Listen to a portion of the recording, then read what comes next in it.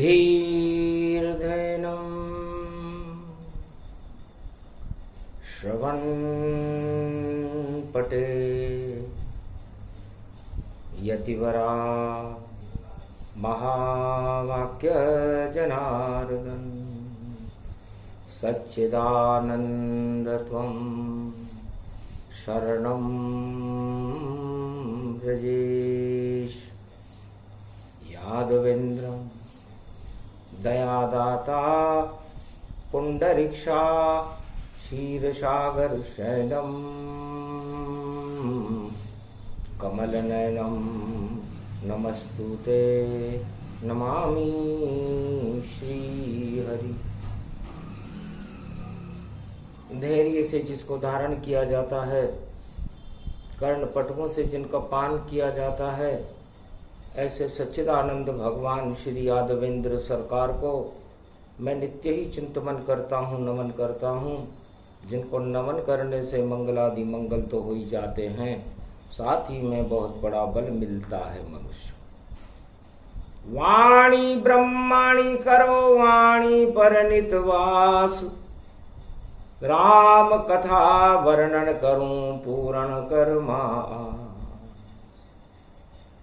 आप हमारी आत्मा, आप ही ब्रह्म स्वरूप, आप ही जिह्वा पे शब्द हो, वाणी का हो रूप।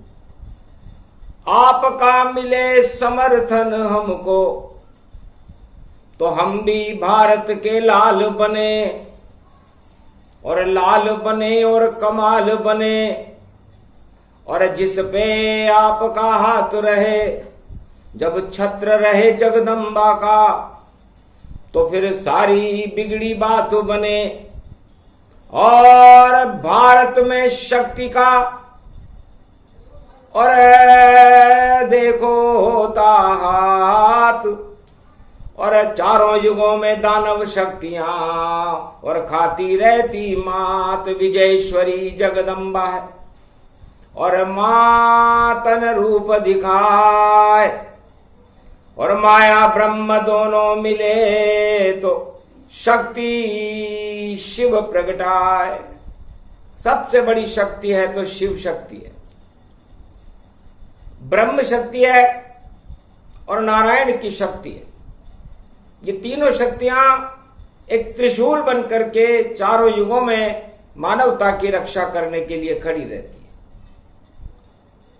चाहे सतयुग हो, चाहे त्रेता हो, चाहे द्वापर हो या कलयुग हो, तो किसका समर्थन देना है और किसका समर्थन लेना हो, तो सारे समर्थन बेकार हैं, होते बंटाढार स्वार्थ के हैं कलयुग में, और सभी समर्थन बेकार।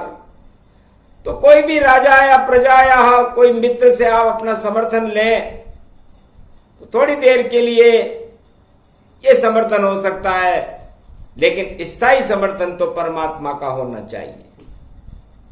बाकी राजनेताओं के अंदर और ताज की इच्छा रहती है, जब उनकी कुर्सी हिलती है तो बात समर्थन बनती है। और नकली सभी समर्थन देखो और पल भर में हट जाए, स्वार्थ पूरे नहीं हुए तो दल बदल गति पाए, दल ही बदल जाता है आदमी का। तो ऐसा समर्थन बेकार है। आओ चले सतयुग की ओर, ईश्वर का समर्थन पाया है।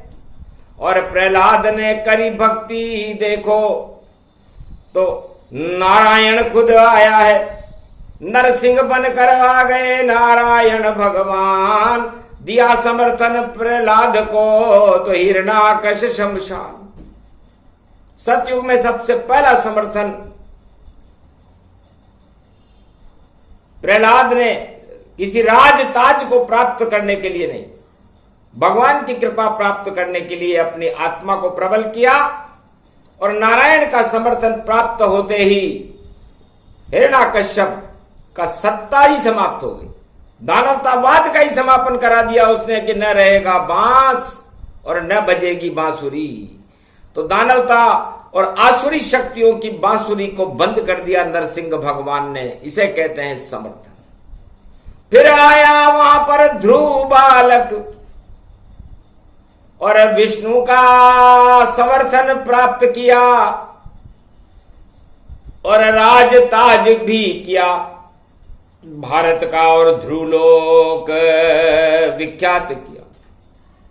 नारायण ने उसके लिए ध्रुवलोक बना दिया।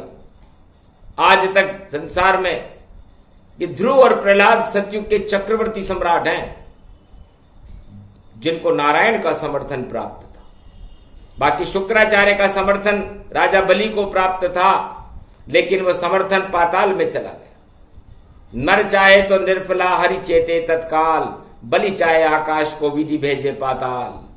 तो दानवों के गुरु शुक्राचार्य का समर्थन पाकर भी राजा बलि इंद्रलोक का राजा नहीं, पाताल का राजा बना।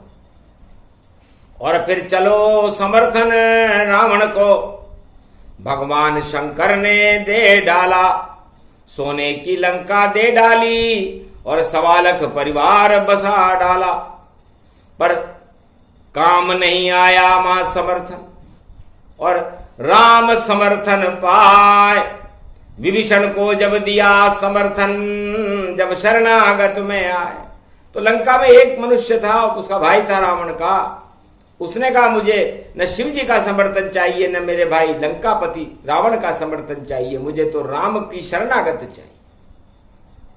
बस इतनी सी ही सोच ने उसको और राम से पल में मिला दिया। जब मिला समर्थन राम का विभीषण को, तो राजा लंका का बना दिया। आओ लंकेश शब्द ये कीना, लंक नरेश विभीषण दीना।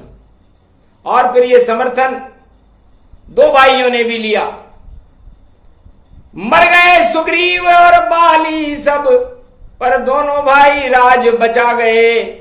और ऐसी कला खेली उनको कि अपना राज किसी को नहीं लुटा गए, उनके पास ही रहा राज और राम वहां पर आए। और सुग्रीव को जब मिला समर्थन और बाली स्वर्ग सिधाए। जब राम जी ने हनुमान जी के आदेश से सुग्रीव को समर्थन दिया, तो बाली को स्वर्ग सिधार करना पड़ा। लेकिन बाली जाते जाते भी एक और चतुराई से काम किया, और राजनीति बदनाम नहीं, और अंगद को युवराज किया। जाते जाते एक वरदान मांगा कि महाराज हम दोनों भाइयों की सत्ताएं छोटे भाई के पास रहे या बड़े भाई के पास रहे, लेकिन रहनी तो हमारे पास ही। अब आप सुग्रीव को समर्थन दे चुके हो, लेकिन युवराज मेरे बच्चे को आप अपनी गोद में बिठा लो, और इसको सुग्रीव के बाद पंपापुर का राजा, उसका समर्थन आपका प्राप्त होगा। तो आज तलक छिना नहीं पंपापुर का राज, और लंका में भी बने हुए हैं आज तलक विभीषण महाराज। फिर दिया समर्थन नरसिंह को, जो साधारण एक भक्त बना। 56 करोड़ की माया लुटी जब द्वापर युग में कृष्ण बना। फिर दिया सुदामा। आजकल के राजनेता तो भ्रष्टाचार करते हैं और रिश्वत खाते हैं और कलंक लगाते हैं और बड़े खुश रहते हैं, लेकिन भगवान कृष्ण का समर्थन देखिए कि सुदामा 3 मुट्ठी चावल लेकर के जो थे उसके पास, खरे पसीने के चावल थे जो पाप का कर गए नाश, और खा गए प्रेम से श्री कृष्ण। और आया मित्र जब खास, 2 लोकन का राज दे दिया, मिला समर्थन वास। सुदामा को 2 लोक का राज मिला। आज तक ऐसा समर्थन किसी ने किसी को दिया है। और पांडव को जब मिला समर्थन, कौरव सारे मारे जाए, और गीता ज्ञान सुना दिया उनको, धर्मराज उनको बनवाए। हतिनापुर के महाभारत में विजय हुई पांडव की जाए। ये सब किया करिश्मा देखो, श्री कृष्ण रे मुस्काए। ऐसा समर्थन मिला पांडव को, आज तलक कोई मिला न पाए। हतिनापुर की गद्दी पर भाई पांडव शोभा पा रहे आए। इस तरह पांडवों को समर्थन दिया। और कलयुग में लोकतंत्र के 11 मनु हैं, और 11 मनु रहे सवार। और आजादी के देखो भैया ये हैं 14 स्तंभ है द्वार। 14 वर्ष का वनवास राम जी को हुआ था और 14 स्तंभ कलयुग के बनाए कि भाई कलयुग में राजा एक एक साल में, 2-2 साल में, 10-10 साल में, 15-15 साल में चले जाएंगे। क्यों?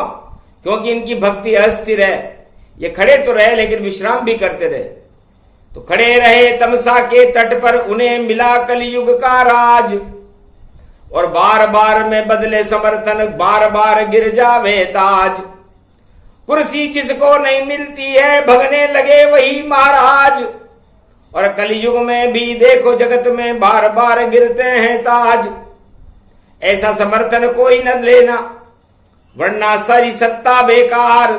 तानाशाही करनी पड़ती है और उन पर नियंत्रण कड़े करार, बड़े कड़े नियंत्रण होते हैं राजाओं के उनके ऊपर जो इधर उधर भागता है। क्योंकि रावण दल जब राम बने और राम भी रावण वहां बन जाए, मिल जाए उसको कुर्सी तो सब छोड़ कुर्सी इधर से जाए उधर से जाए। भग भग के सब सत्ता चिपके, सत्ता को ही काम न आए। ऐसा मिले कलयुग में समर्थन, सारे समर्थन बेकार दिखाए। इसलिए कलयुग में जो सत्ता है वो समर्थन के बल पर चलती है और वो समर्थन टिकाऊ नहीं है। उसमें राष्ट्रवाद, भगवान की कृपा ही नहीं है। जिस सत्ता के ऊपर भगवान की कृपा न हो, राम और कृष्ण की कृपा न हो और दाम की कृपा हो, रिश्वत और भ्रष्टाचार से राज्य ताज लिए जाते हो संसार में, तो वो सत्ताएं क्या चलेगी। निर्जीव रहे सारी सत्ता, चाहे लाख समर्थन तुम ले लो। और जितनी शक्ति तुम्हारी है उतना राजनीति में तुम खेलो। और कष्ट इतने आएंगे तुम्हारे पर और प्रजा कष्ट तुम भी झेलो। ऐसे मतदान से बनाया राजा, अब सारे दुख तुम भी झेलो। तो भगवान शंकर वाणी में फरमाते हैं कि समर्थन हर मनुष्य को भगवान का लेना चाहिए और भगवान के प्रति अपनी आस्था का समर्थन देना चाहिए। बाकी सब राजा ताजा और आपका परिवार, आपके मित्र और संसार की सभी वस्तुएं बेकार हैं यदि आपने उनका समर्थन लेने के सोचा। तुलसी अपने दुख को परघर कहिए न जाए। तुलसीदास जी ने रामचरितमानस में लिखा कि अपने दुख को किसी राजा को, किसी मित्र को, भाई को, पत्नी को, परिवार को सुनाना ही नहीं चाहिए, वरना आपकी हंसी होगी। लेकिन है परमात्मा दुख सुना होता है, एक दिन ऐसा आएगा दुख सभी हट जाए। तो ये समर्थन वाणी है और समर्थन वाणी को कलयुग में इसलिए सुनाया जा रहा है कि आज तीसरे विश्व युद्ध की बेला पर ये पूरा संसार खड़ा हुआ है। और नाटो कहे रे यूक्रेन समर्थन, और चीन कहे मैं रूस के साथ, और अमेरिका तो डामाडोल है और कहीं बिगड़ न जाए मेरी बात। कभी चले वो पाकिस्तान में और कभी लंका के होता साथ, ताइवान के साथ अमेरिका, इजराइल पर उसका हाथ।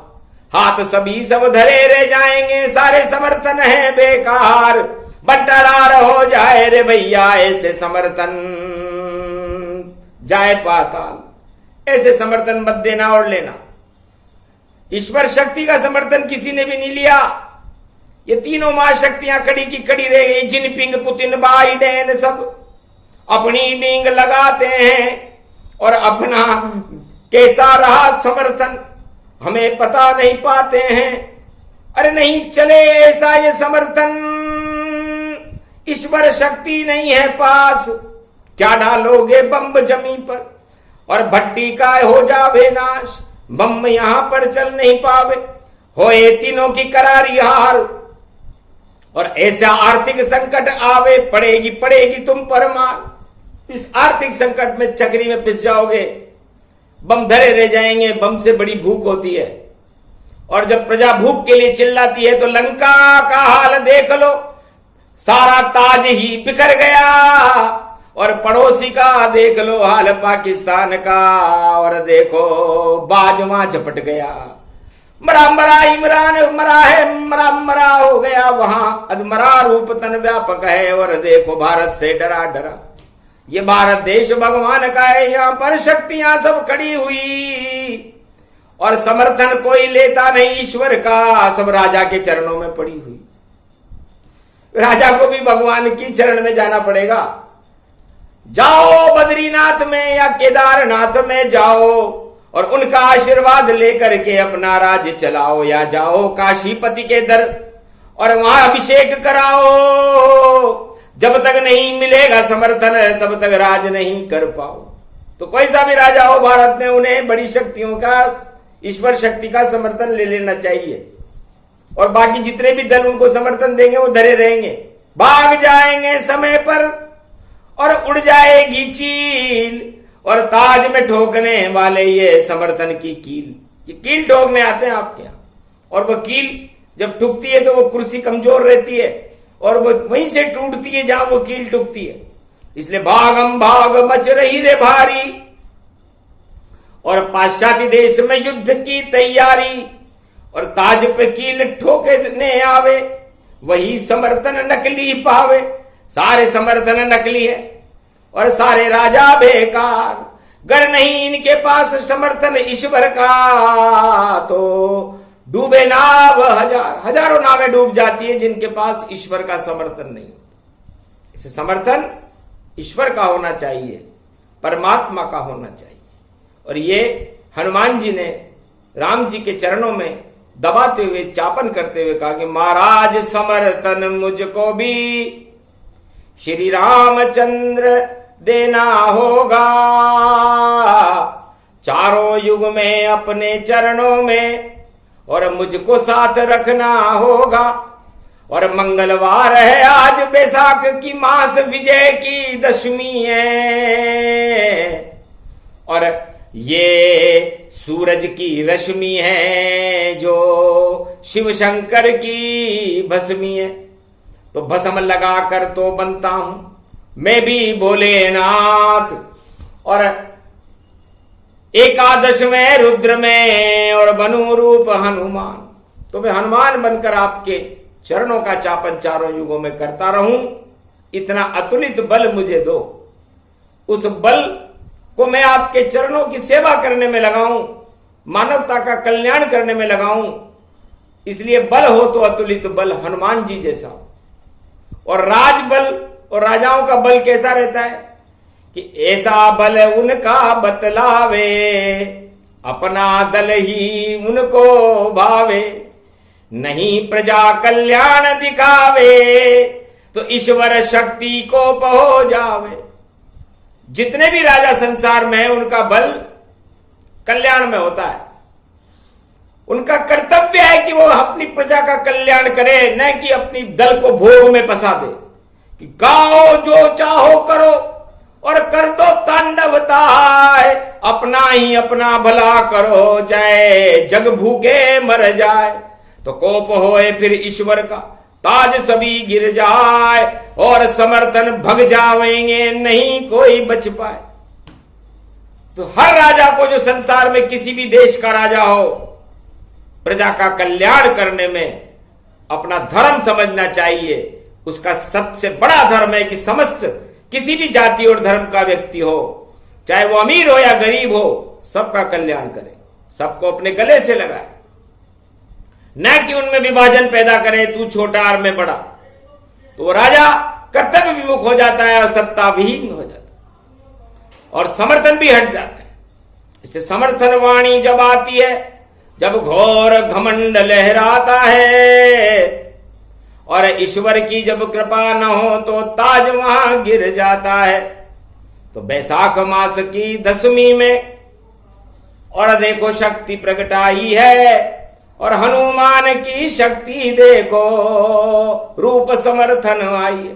तो समर्थन हर आत्मा को परमात्मा से लेना चाहिए, और परमात्मा की कृपा का हाथ जिन आत्माओं पर हो जाता है, जिन राजाओं पर हो जाता है, जिस देश पर हो जाता है, उसका कोई बाल भी बांका नहीं कर सकता।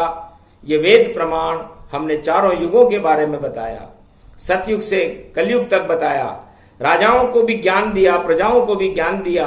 अब उस ज्ञान को उपयोग में न लें और खाली सुनकर कथा को बैठ जाएं, तो फिर कल्याण कैसे हो?